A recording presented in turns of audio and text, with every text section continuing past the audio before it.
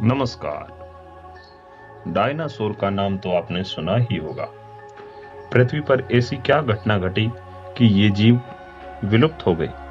इन विशालकाय जीवों को खत्म करने वाली घटना कैसी थी? क्या कोई प्राकृतिक आपदा थी या फिर जीवों द्वारा उत्पन्न क्रियाकलाप? और इनके खत्म होने के बावजूद भी कुछ जीव कैसे बच गए थे या फिर ये बाद में उत्पन्न हुए थे? ऐसे ही सवालों के लिए आइए देखते हैं आज का एपिसोड। हेलो दोस्तों, नमस्कार। आप देख रहे हैं research TV YouTube channel. Video शुरू करने से पहले आपसे निवेदन है कि हमारे चैनल को जरूर सब्सक्राइब कर लें और बेल आइकन को भी दबा दें, जिससे हमारे आने वाले प्रत्येक वीडियो की नोटिफिकेशन आपको सबसे पहले प्राप्त हो। तो आइए शुरू करते हैं।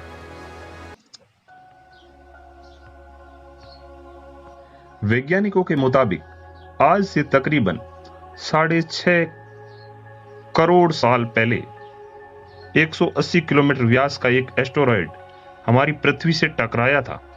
इस टक्कर से निकली ऊर्जा हिरोशिमा पर गिराए गए एटम बम से 10 अरब गुना ज्यादा थी। एस्टेरॉयड के टकराने से सैकड़ों मील दूर तक आग का गोला फैल गया था। इस टक्कर से समुद्र में सुनामी की प्रलयकारी लहरें उठी थी, जिन्होंने आधी दुनिया में तबाही मचा दी थी। ये कुछ कयामत के आने जैसा था। हमारे वायुमंडल तक में आग लग गई थी। 25 किलो से ज्यादा वजन का कोई जानवर इस प्रलय में जिंदा नहीं बच सका। कयामत इसे ही तो कहते हैं कि एस्टेरॉयड की टक्कर से धरती पर जीवों की 75% प्रजातियां हमेशा के लिए खत्म हो गई।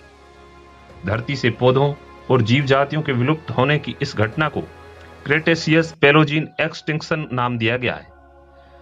जिस जगह ये टक्कर हुई उसे आज दक्षिणी पूर्वी मैक्सिको का युकातान प्रायद्वीप कहा जाता है।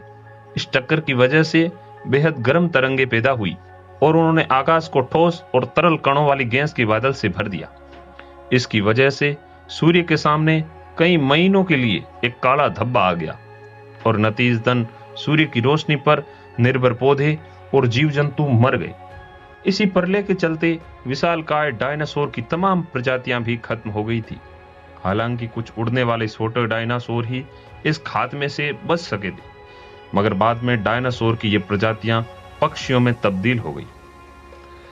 हालांकि बाद में जीवन फिर वापस लौटा और धरती पर स्तनधारियों के आकार और उनकी संख्या में विस्तार होने लगा।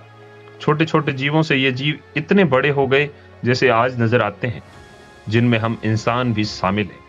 डायनासोर के खात्मे के बाद पृथ्वी पर जीवन की दोबारा वापसी कैसे हुई, इसके बारे में हाल ही में साइंस जर्नल में एक रिपोर्ट छपी है। रिपोर्ट के लेखक टायलर लाइसन का कहना है कि इस नई खोज से आधुनिक विश्व की उत्पत्ति की जानकारी मिलती है। अमेरिका के Denver museum of nature and science के शोधकर्ताओं सहित अन्य ने स्थलीय पौधों और जानवरों के अत्यंत दुर्लभ जीवाश्म हासिल किए हैं। ये जीवाश्म सेंट्रल कोलोराडो के कोरल ब्लफ्स में क्रेटेशियस पैलोजीन एक्सटिंक्शन के बाद पृथ्वी को विरासत में मिले थे।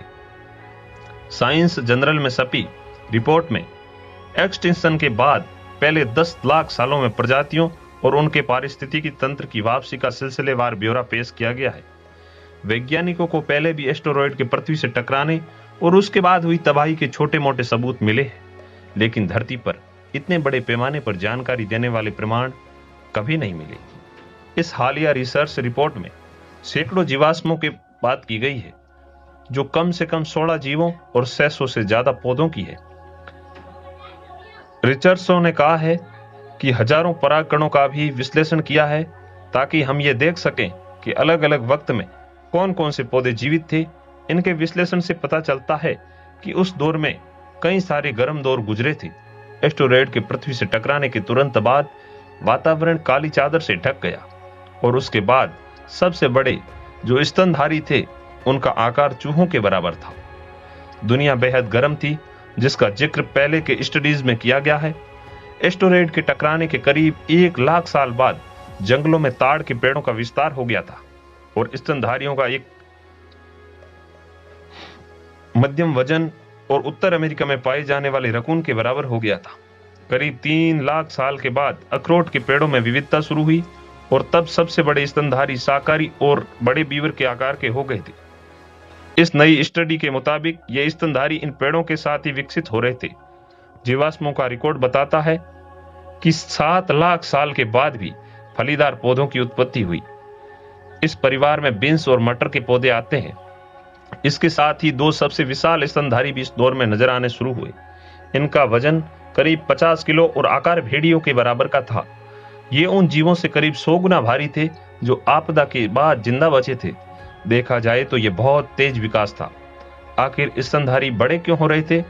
रिसर्च रिपोर्टों के लेखक लाइजन का कहना है कि और भी कई वजह रही होगी, लेकिन जिस तरह का भोजन उपलब्ध था उसने भी बड़ी भूमिका निभाई होगी। उसी वक्त में फलीदार पौधे भी विकसित हो रहे थे। इसका यह मतलब यह है कि इन पौधों से स्तनधारियों को प्रोटीन मिल रहा था और इससे उनका आकार बढ़ने में मदद मिल रही थी। स्तनधारी ऐसे जीव हैं जिनका विकास उन जीवों से हुआ जो विलुप्त होने से बच गए या फिर कहीं और से आए। कुल मिलाकर हम ये कह सकते हैं कि ये हालिया शोध इस रहस्य से पर्दा उठाने की बड़ी कोशिश करती है कि डायनासोर जैसे विशालकाय जंतुओं के खात्मे के बाद पृथ्वी पर जीवन कैसे वापस आया।